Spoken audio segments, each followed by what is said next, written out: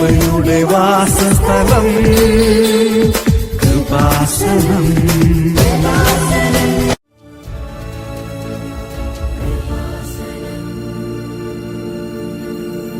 എൻ്റെ പേര് ബിജു. ഞാൻ തിരുവനന്തപുരം ജില്ലയിലാണ് താമസിക്കുന്നത്. ഇപ്പോൾ വർക്ക് ചെയ്യുന്നത് പയ്യന്നൂരാണ്. ഹോട്ടലിലെ വെയിറ്ററാണ്. 10 വർഷത്തോളം സൗദി അറേബ്യയിൽ ഹൗസ് ഡ്രൈവറായിരുന്നു. കൊറോണയൊക്കെ ബാധിച്ച് എല്ലാവരും ജോലി പോയി നാട്ടിലെത്തി. എല്ലാവരുടെയും പ്രശ്നങ്ങൾ പോലെ എനിക്കും പ്രശ്നങ്ങളായി. 15 വർഷം നല്ലപോലെ ദാമ്പത്യ ജീവിതം കഴിഞ്ഞുകൊണ്ടിരുന്ന എൻ്റെ ജീവിതത്തിൽ ഞാൻ ഗൾഫ് പ്രവാസ ജീവിതം നിർത്തി നാട്ടിലെത്തിയതോടുകൂടി ഒരു കരിദിനം പോലെ ഭാര്യയും മക്കളും എന്നെ ഉപേക്ഷിച്ച് അവരെ വീട്ടിൽ പോയി. ഞാൻ ഒറ്റയ്ക്ക് 2.5 വർഷത്തോളം താമസിച്ചു. അങ്ങനെ ഇരിക്കുകയാണ് ഞാൻ എൻ്റെ സുഹൃത്തിനെ ഈ പയ്യന്നൂർ വെച്ച് കാണുന്നത്. ആദ്യമായി കണ്ടു. അപ്പോൾ അവൻ ഈ ഉടമ്പടി പ്രാർത്ഥനയും തൈലവും ഒക്കെ തേക്കുന്ന കണ്ട് ഞാൻ അവനോട് ചോദിച്ചു, ഇതെന്താണ് എന്ന് ചോദിച്ചു. അപ്പോൾ അവൻ എന്നോട് പറഞ്ഞു, ചേട്ടൻ ഇത് ഇങ്ങനെ ഒരിതുണ്ട്, കൃപാസനം എന്നൊരു മാതാവുണ്ട്, അവിടെ പോയി ചേട്ടൻ ഉടമ്പടി എടുത്ത് പ്രാർത്ഥിച്ചാൽ ചേട്ടൻ്റെ എല്ലാ കാര്യങ്ങളും മാതാവ് സാധിച്ചു തരുമെന്ന് പറഞ്ഞു. 2024 ഫെബ്രുവരി 1-ാം തീയതി ഞാൻ രാവിലെ ഇവിടെ വന്ന് ഉടമ്പടി എടുത്ത് ഇതെല്ലാം കഴിഞ്ഞ് ഞാൻ ഈ മാതാവിൻ്റെ പുണ്യഭൂമി വിട്ട് റോഡിലേക്ക് ഇറങ്ങുമ്പോൾ 2.5 വർഷം വിളിക്കാതിരുന്ന ഭാര്യ എന്നെ വിളിക്കുന്നു. വിളിച്ചിട്ട് എൻ്റെ കാര്യങ്ങൾ തിരക്കുന്നു. എന്നോട് പറയുന്നു, നമുക്കിനി പഴയതുപോലെ ഒരു വഴക്കും ഇതൊന്നും വേണ്ട, നല്ലപോലെ ജീവിക്കണം, നമുക്കൊരു വീട് എടുക്കണം, എനിക്ക് ഇനി വയ്യ. എന്നിൽ നിന്ന് മാറി താമസിച്ചതിനൊക്കെ ഒക്കെ ഒരുപാട് അസുഖങ്ങൾ വന്നു. ശ്വാസം മുട്ടലായിട്ടും നടുവേദനയായിട്ടും കാൽമുട്ട് വേദനകളായിട്ടും. ഇതൊന്നും എനിക്കറിയില്ലായിരുന്നു. കാര്യം ഞാനുമായിട്ടൊരു കോണ്ടാക്റ്റും ഇല്ലായിരുന്നു. ഞാനിത് അറിഞ്ഞതിന് ശേഷം ഞാൻ എല്ലാ രാവിലെയും രാത്രിയിലും പ്രാർത്ഥിക്കുമ്പോൾ അവളെയും കൂടെ കാര്യം പ്രാർത്ഥിച്ചിരുന്നു. ഒരു ദിവസം ഇങ്ങനെ രാവിലെ എൻ്റെ മകനും മകളും കൂടി മാറി മാറി വിളിക്കുന്നു. ഞാൻ ഡ്യൂട്ടി കഴിഞ്ഞ് വെളുപ്പാങ്കാലത്ത് 5 മണിക്കാണ് വരുന്നത്. വന്ന് ഉറങ്ങിപ്പോയി പ്രാർത്ഥനയും കഴിഞ്ഞിട്ട്. അപ്പോൾ ഞാൻ പെട്ടെന്ന് തന്നെ അടുത്ത് കിടന്ന അവൻ പറഞ്ഞു, ചേട്ടായി കുറേ നേരം കൊണ്ട് ഫോൺ അടിക്കുന്നു, എടുത്തോ, എന്താണെന്നറിയില്ല. വിളിച്ചപ്പോൾ എന്നോട് പറയുകയാണ്, അമ്മയ്ക്ക് ഒട്ടും സുഖമില്ല, ശ്വാസം മുട്ടിയിട്ട് ശ്വാസം എടുക്കാൻ പറ്റുന്നില്ല. ഞാൻ വേറെ ഒന്നും ചിന്തിച്ചില്ല. ഞാൻ അപ്പോഴേ മെഴുകുതിരി കത്തിച്ചു, മാതാവിൻ്റെ മുന്നിലിരുന്ന് പ്രാർത്ഥിച്ചു, എൻ്റെ ഭാര്യയുടെ ശ്വാസം മുട്ടൽ മാറ്റി തരണേന്ന് പറഞ്ഞു. ഇപ്പോൾ മാതാവിൻ്റെ കാരുണ്യം കൊണ്ട് ഒരു 100-ൽ ഇനി ഒരു 20% കൂടെ മാറാനുണ്ട്. അതെൻ്റെ മാതാവ് മാറ്റിത്തരും. പിന്നെ എൻ്റെ ഒരു സുഹൃത്തുണ്ടായിരുന്നു, ഞാൻ ഇവിടെ വന്നതിന് ശേഷം നേരത്തെ പറഞ്ഞിരുന്ന ആ സുഹൃത്ത് പറഞ്ഞാണ് ഞാൻ ഇവിടെ വന്നതെന്ന്. അപ്പോൾ അവനെ നമ്മുടെ എല്ലാ ചൊവ്വാഴ്ചയും ഞാനും അവനും കൂടി ഹോസ്പിറ്റലിൽ പോകും, രോഗികളെ സന്ദർശിക്കാൻ വേണ്ടി. അങ്ങനെ ഞങ്ങൾ സന്ദർശിച്ച കൂട്ടത്തിൽ ഒരാളെ കണ്ടുമുട്ടി. ഒരു 35 വയസ്സുണ്ട്, ഒരു അമ്മയും മകനും ഉള്ളൂ. അപ്പോൾ ആ പുള്ളിയുടെ അരയ്ക്ക് താഴോട്ട് തളർന്നു പോയി.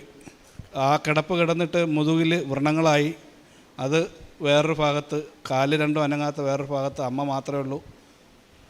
ദീപു എൻ്റെ ഫ്രണ്ട് പോയി കാര്യങ്ങളൊക്കെ ചെയ്യുമായിരുന്നു. അങ്ങനെ ദീപുവിന് ഇവിടുത്തെ ജോലി നഷ്ടപ്പെട്ട് തിരിച്ച് അവൻ്റെ നാട്ടിലേക്ക് പോയി. ആ ദൗത്യം അവൻ എന്നെ ഏൽപ്പിച്ചിട്ടാണ് പോയത്. ഞാൻ കഴിഞ്ഞ ചൊവ്വാഴ്ച വരെയും നല്ലതുപോലെ ചെയ്യുന്നുണ്ട്. ഞാൻ പോകുമ്പോൾ എൻ്റെ ആ സുഹൃത്തിന് വേണ്ടി കഴിക്കാനുള്ള ആഹാരമായാലും എന്താ ഞാൻ ഇത് കൊണ്ടേ പോകത്തുള്ളൂ. അവന് ചെന്ന് അടുത്തിരുന്ന് പറയും, കാര്യങ്ങൾ സംസാരിക്കും.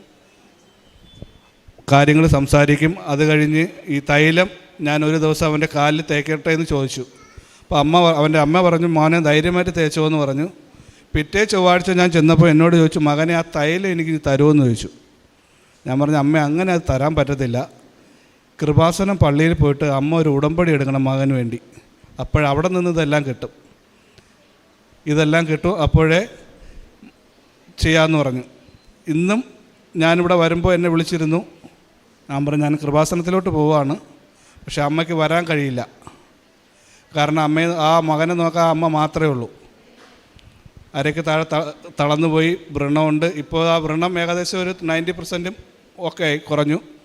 ആ തൈലം തേച്ചതിന് ശേഷം എന്തോ വ്യത്യാസമുണ്ട്. അവരെന്നോട് അങ്ങനെയാണ് പറഞ്ഞത്, മകൻ കൊണ്ടുവന്ന് തേച്ച തൈലം എനിക്ക് തരണം, എനിക്ക് ആവശ്യമുണ്ട്. അപ്പോഴാണ് ഞാൻ പറഞ്ഞു ഇവിടെ വരാൻ പറഞ്ഞു. അപ്പോൾ എന്തായാലും ഞാൻ ഇനി ഒരു ദിവസം വരുമ്പോൾ ഞാൻ ആ അമ്മയും കൂട്ടി വരും. ഇവിടെ കൊണ്ടുവരാനുള്ള ഇതിലാണ് നിൽക്കുന്നത്. പിന്നെ എന്ന് പറഞ്ഞാൽ സാമ്പത്തികമായിട്ടും ഇപ്പോഴും ഒന്നും തന്നെ നേടിയിട്ടില്ല. എൻ്റെ മാതാവിൻ്റെ കൂടെ ഉടമ്പടി എടുത്തതിന് ശേഷം എനിക്ക് ഒരുപാട് ഈ ഫാമിലിയിൽ നിന്ന് മാറി താമസിച്ചതിന് ശേഷം ഞാൻ ഒരുപാട് അങ്ങ് മാറിപ്പോയി. കാര്യം എനിക്ക് ഒന്നിനൊരു കൃത്യനിഷ്ഠയോ നല്ലൊരു ലൈഫോ ഇല്ല. ഒരു പൂർണ്ണമായിട്ടും ലഹരിക്ക് അടിമപ്പെട്ട പോലെ ആയിരുന്നു. എന്നാലും ഭയങ്കര ലഹരിയല്ല. പക്ഷേ ദീപു എന്നോട് പറഞ്ഞ് ഇവിടെ വന്ന് ചെയ്താലെല്ലാം മാറുമെന്ന് പറഞ്ഞു. ഇവിടെ വരുന്നത് ഫെബ്രുവരി 1 തീയതി 2024 ഫെബ്രുവരി 1 തീയതി ഉടമ്പടി എടുക്കുന്നു. അതിന് 2 മാസം മുന്നേ ഞാൻ എൻ്റെ എല്ലാ ലഹരി വസ്തുക്കളും ഞാൻ ഉപേക്ഷിച്ചു. ഇന്ന് അങ്ങനെയുള്ള ആൾക്കാരുമായിട്ടൊരു കമ്പനിയില്ല. എനിക്കത് ഇഷ്ടമല്ല. ഇനി മേലിൽ അങ്ങനെ ചെയ്യത്തുമില്ല. ഇപ്പോൾ എൻ്റെ മാതാവ് എന്നോട് പറയും, നീ ആ വഴി പോകുമെന്ന് പറഞ്ഞാൽ ഞാൻ ആ വഴി പോകും. അത് ചെയ്യാൻ പറഞ്ഞാൽ ഞാൻ അത് ചെയ്യും. അത് എനിക്ക് മാതാവ് എൻ്റെ ചെവിയിൽ വന്ന് പറയുന്ന പോലെയാണ് തോന്നുന്നത്. പല ദിവസങ്ങളിലും രാത്രി ഞാനിരുന്ന് കരഞ്ഞിട്ടുണ്ട്. കാര്യം എന്ന് പറഞ്ഞാൽ ആരും സഹായിക്കാനില്ല. അച്ഛനുണ്ട്, എല്ലാവരും ഉണ്ട്. പക്ഷേ പ്രവാസ ജീവിതം മതിയാക്കി വന്നപ്പോൾ എൻ്റെ കയ്യിൽ കാശില്ലാത്തതുകൊണ്ട് എല്ലാവരും എന്നെ ഒഴിവാക്കി. ആർക്കും കറിയിലിട്ട കരിവേപ്പില പോലെ എടുത്ത് ഒഴിവാക്കി കളഞ്ഞു. അപ്പോൾ എല്ലാവരും എൻ്റെ വൈഫിനെയാണ് കുറ്റം പറയുന്നത്. അവൾ കാരണമാണ് ഞാനിങ്ങനെ ആയിപ്പോയെന്നാണ് പറഞ്ഞത്. അങ്ങനെ ആ ഒരു ഇതൂടെ വന്നപ്പോഴാണ് അവൾ വേറെ താമസിക്കാൻ തുടങ്ങിയത്. ഇപ്പോൾ എന്തായാലും എൻ്റെ മാതാവ് എല്ലാം എനിക്ക് എല്ലാം നല്ലതുപോലെ പഴയതുപോലെ ആയി വരുന്നുണ്ട്. ഒരു കയറിക്കിടക്കാൻ ഒരു വീടോ സ്വന്തമായിട്ടുണ്ട് ഭൂമിയോ ഇല്ല. അതും എൻ്റെ മാതാവ് എനിക്ക് വാങ്ങിത്തരും. അതിനുള്ള സഹായം മാതാവ് ചെയ്യുമെന്നുള്ളൊരു 100% ഉറപ്പ് എനിക്കുണ്ട്. കാര്യം ഇതുവരെയും ഇന്നിതാ ഈ നിമിഷം വരെയും ഞാൻ എൻ്റെ മാതാവിനെ വിട്ട് വേറെ ഒന്നും ചെയ്യില്ല. മാതാവ് കഴിഞ്ഞിട്ടേ ഉള്ളൂ വേറെ എന്തും. കാര്യം എൻ്റെ മാതാവാണ് എന്നിൽ നിന്ന് ഡൈവേഴ്സിൻ്റെ വക്കിൽ വരെ മിക്കപ്പോഴും എൻ്റെ ഭാര്യയുടെ സഹോദരൻ എന്നെ വിളിച്ച് പറയും, അളിയാ എൻ്റെ ചേച്ചി വിളിച്ചിട്ട് പറയണം ഡൈവേഴ്സിന് കൊടുക്കണമെന്നാണ് പറയണത്. അവൾ ഞാനിവിടെ വന്ന് ഉടമ്പടി എടുത്തതിൻ്റെ അന്ന് രാവിലെ ഞാനിവിടെ ഉടമ്പടിയും കഴിഞ്ഞ് റോഡിൽ ഇറങ്ങുമ്പോൾ എന്നെ വിളിച്ചു. അപ്പോൾ അതെൻ്റെ മാതാവ് ചെയ്തു തന്നതാണ്. അതുകൊണ്ട് ഇനിയുള്ള ജീവിതം ഞാൻ എൻ്റെ മാതാവിന് സമർപ്പിക്കും. പിന്നെ ഇവിടെ നാട്ടിൽ നിന്നാൽ എന്നെക്കൊണ്ടൊന്നും കഴിയില്ല എന്ന് എനിക്ക് നല്ലതുപോലെ അറിയാം. പക്ഷേ എൻ്റെ മാതാവിനോട് ഞാൻ ഒരു ഉടമ്പടി വയ്ക്കാത്തൊരു കാര്യം മാതാവിനോട് പറയുകയാണ്. എൻ്റെ സുഹൃത്ത് ഇപ്പോൾ സൗദി അറേബ്യയിലുണ്ട്. അപ്പോൾ അവരെ കമ്പനിയിലൊരു ജോലി എനിക്ക് ശരിയാക്കി തന്നു. പക്ഷേ ആ ജോലി എല്ലാം റെഡിയായി അവരെ കമ്പനി മാനേജർ വരെ വിളിച്ചതാണ്, ഓക്കെ ആണെന്ന് പറഞ്ഞിട്ട്. പക്ഷേ എന്തോ കാരണം കൊണ്ട് അത് എന്നിൽ നിന്ന് മാറിപ്പോയി.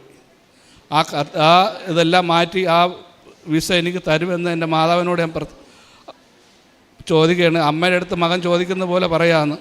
അമ്മ എന്തായാലും ആ കാര്യം നിറവേറ്റി തരുമെന്നുള്ള വിശ്വാസത്തോടുകൂടി നിർത്തുന്നു. എല്ലാവർക്കും നന്ദി. 56 സങ്കീർത്തനം 8 തിരുവചനം ഇപ്രകാരം അരുളി ചെയ്യുന്നു: കർത്താവ് അവിടുന്ന് എൻ്റെ അലച്ചിലുകൾ എണ്ണിയിട്ടുണ്ട്, എൻ്റെ കണ്ണീർ കണങ്ങൾ കുപ്പിയിൽ ശേഖരിച്ചിട്ടുണ്ട്. അവ അവിടുത്തെ പരിശുദ്ധ ഗ്രന്ഥത്തിലുണ്ടല്ലോ. കണ്ണീർ കണങ്ങൾ കുപ്പിയിൽ ശേഖരിക്കുന്ന ഒരു തമ്പുരാൻ നമുക്കുണ്ട്. ജീവിക്കുന്ന ദൈവം, നാം കരയുന്നതും ചിരിക്കുന്നതും എഴുന്നേൽക്കുന്നതും ഇരിക്കുന്നതും എല്ലാം അറിയുന്ന ഒരു ദൈവം. ആ സത്യദൈവത്തിൻ്റെ അടുത്തേക്ക് ഓരോ മക്കളും കടന്നു വരുമ്പോൾ എങ്ങനെയാണ് പിന്നീട് ഉടമ്പടി എന്നുള്ളത് ഉടനടി അവകാശമായി മാറുന്നത്? താൻ ഇവിടെ വന്ന് ഉടമ്പടി എടുക്കാനുണ്ടായ സാഹചര്യം, 2.5 വർഷമായിട്ടുള്ള ദാമ്പത്യ ബന്ധത്തിനുണ്ടായിരുന്ന തകർച്ച, അത് ഉടമ്പടി നിയോഗം അമ്മയുടെ തിരുസന്നിധിയിൽ സമർപ്പിച്ച് പുറത്തിറങ്ങിയതേ ഉള്ളൂ ഫോൺ കോൾ വന്നു എന്നാണ് പറയുക. അത്രയ്ക്ക് സ്പീഡാണ്. അതാണ് മരിയൻ സ്പീഡ്. പരിശുദ്ധ അമ്മ എലിസബത്തിനെ ശുശ്രൂഷിക്കുവാൻ പോകുന്നത് വളരെ തിടുക്കത്തിലാണ്. മലമ്പ്രദേശത്തു കൂടിയാണ് അമ്മ ഓടിപ്പോകുന്നത്, സമതലത്തിലൂടെയല്ല. അപ്പോൾ ഈ ഒരു സ്പീഡ് അമ്മയെ വിളിക്കുന്ന എല്ലാവരുടെയും ജീവിതത്തിൽ അമ്മയുടെ മധ്യസ്ഥതയിലൂടെ നമുക്ക് ലഭിക്കും. നാമും ആ ഒരു സ്പീഡ് എടുക്കുന്നുണ്ടോ എന്നുള്ളതാണ് നാം ചിന്തിക്കേണ്ടത്. ഈ മകൻ ഇവിടെ വരുന്നതിന് 2 മാസം മുൻപേ തനിക്കുണ്ടായിരുന്ന എല്ലാ ദുശ്ശീലങ്ങളും അത് മനസ്സിലാക്കുന്നു. അതനുസരിച്ച് അതിൽ നിന്ന് മോചനം നേടുന്നു. ഇനി ഞാൻ അങ്ങനെ ഒരു ജീവിതത്തിന് ഇല്ല. അമ്മ എന്നോട് പറയുന്നു, ഞാൻ ആ വഴി പോകുന്നു. ഇപ്പോൾ അമ്മയാണ് എനിക്കെല്ലാം. ഈ ഒരു സ്പീഡ് നമുക്കും നമ്മുടെ ജീവിതത്തിലുണ്ടോ എന്ന് നോക്കാം. നമുക്കിന്ന് എന്തെങ്കിലുമൊക്കെ കുറവുകൾ ഉണ്ടോ? ആ കുറവുകളിൽ നിന്ന് മോചനം നേടുവാനായിട്ട് മാക്സിമം എഫേർട്ട് നാം എടുക്കുന്നുണ്ടോ എങ്കിൽ തീർച്ചയായും നമുക്ക് വിദൂരത്തല്ല അമ്മയുടെ മധ്യസ്ഥതയിലൂടെ കൃപകൾ നേടി ഇവിടെ വന്ന് സാക്ഷ്യം പറയുവാൻ നമുക്കും ഏറ്റവും പെട്ടെന്ന് തന്നെ അതിനുള്ള സാഹചര്യങ്ങൾ ഉണ്ടാകും. അതിനായിട്ടാണ് നാമൊക്കെ ഇവിടെ വന്ന് ഈശോയെ മഹത്വപ്പെടുത്തുന്ന സാക്ഷികളാകുവാനാണ് നാം ശ്രമിക്കേണ്ടത്. നമ്മുടെ നിയോഗങ്ങൾ നമുക്ക് ഒരു സൈഡിലേക്കാക്കാം. നമുക്ക് ഈശോയ്ക്ക് സ്ഥാനം കൊടുത്തുകൊണ്ട് നാം മുമ്പോട്ട് പോകുമ്പോൾ തീർച്ചയായും നമ്മുടെ ജീവിതത്തിൽ ഈശോ ഇടപെടും. പിന്നീട് തനിക്ക് തൻ്റെ ജീവിതത്തിൽ വന്ന മാറ്റങ്ങളും അതുപോലെ മറ്റുള്ളവർക്ക് ഹെൽപ്പ് ചെയ്യുവാനും അവരുടെ കൂടി ഷൂസിൽ ഇറങ്ങി നിന്നുകൊണ്ട് അവർക്ക് വേണ്ടി ശുശ്രൂഷിക്കുക, അതാണ് ഉടമ്പടി ഓരോ മക്കളെയും അതിനു വേണ്ടിയിട്ടാണ് ഒരുക്കുന്നത്. മറ്റുള്ളവരുടെ ഷൂസിലേക്ക് ഇറങ്ങുക എന്ന് പറഞ്ഞാൽ അവരുടെ ജീവിത അവസ്ഥകൾ നമ്മുടെ കൂടെ ജീവിതത്തിൻ്റെ വേദനകളാക്കി മാറ്റുന്ന ഒരു മനോഭാവം. അതാണ് കാരുണ്യ പ്രവർത്തികൾ, പ്രേക്ഷിത പ്രവർത്തനമൊക്കെ വഴിയായിട്ട് നാം ചെയ്യുക. മറ്റുള്ളവർക്ക് വേണ്ടി പ്രാർത്ഥിക്കുമ്പോൾ, ജോബ് തൻ്റെ സ്നേഹിതന്മാർക്ക് വേണ്ടി പ്രാർത്ഥിക്കുമ്പോൾ ജോബിന് നഷ്ടപ്പെട്ടതെല്ലാം തിരിച്ചു കിട്ടുന്ന ആ ഒരു അനുഭവം, അതൊക്കെയാണ് ഇവിടെ വന്ന് ഉടമ്പടി എടുത്ത് സാക്ഷ്യം പറയുമ്പോൾ ഓരോരുത്തരും പങ്കുവയ്ക്കുക. നമുക്ക് നമ്മുടെ ജീവിതത്തിൽ കിട്ടിയ എല്ലാ കൃപകൾക്കും നന്ദിയുള്ളവരാകാം. ഈ കുടുംബത്തിനും ഈ മകനും ലഭിച്ച എല്ലാ നന്മകൾക്കും കരങ്ങളടിച്ച് ഈശോയ്ക്കും അമ്മയ്ക്കും നന്ദി പറയാം. യേശുവേ നന്ദി, യേശുവേ സ്തുതി, യേശുവേ ആരാധന. അത്യപൂർവ ദൈവാനുഭവങ്ങൾ ഇനി നിങ്ങൾക്കും സ്വന്തം. ഈ യൂട്യൂബ് ചാനൽ ഇതുവരെ സബ്സ്ക്രൈബ് ചെയ്തിട്ടില്ലെങ്കിൽ ഇപ്പോൾ തന്നെ സബ്സ്ക്രൈബ് ചെയ്യുക. ഈ വീഡിയോ ഇപ്പോൾ തന്നെ നിങ്ങളുടെ സുഹൃത്തുക്കൾക്ക് ഷെയർ ചെയ്തുകൊണ്ട് കർത്താവിൻ്റെ പ്രേക്ഷിതരാകുക.